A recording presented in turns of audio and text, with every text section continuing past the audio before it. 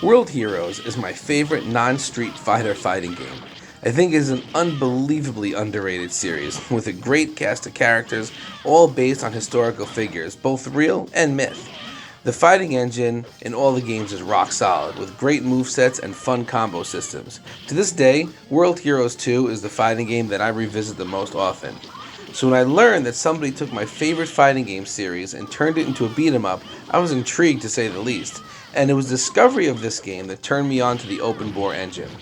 World Heroes Supreme Justice Extra loosely follows the events of World Heroes Jet and Perfect that have your characters in a quest to stop Zeus.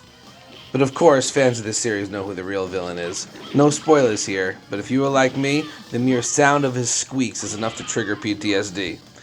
You get a pretty good character selection here. Not every character from the series is playable, but the roster does a nice job of giving most of the fan favorites, including my personal favorites, such as Hanzo and Jean.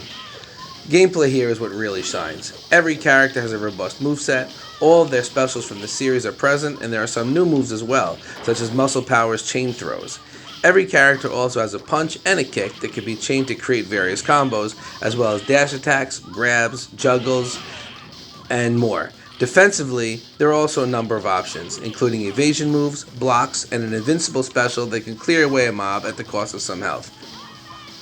The fighting engine here is made up of the best parts of some of the greats in the genre. It has the speed and fluidity of Shredder's Revenge, the dynamic moveset of Double Dragon Gaiden, with some crazy combos like you'd see in Streets of Rage 4.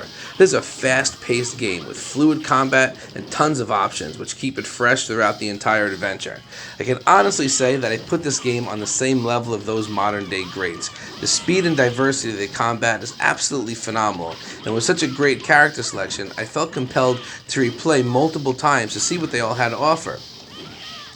There is also some nice fan service here. One of the coolest features of the World Hero series was its deathmatch mode that had players fighting with a tug-of-war style life bar and traps littered throughout the arena. It was extremely unique and has never been done since.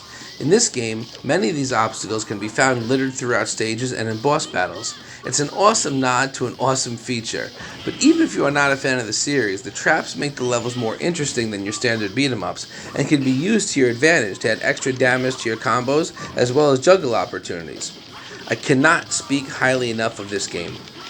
If you're a fan of World Heroes, this game is a literal dream come true. But even if you have never played the series and just love a good beat 'em up, it doesn't get much better than this.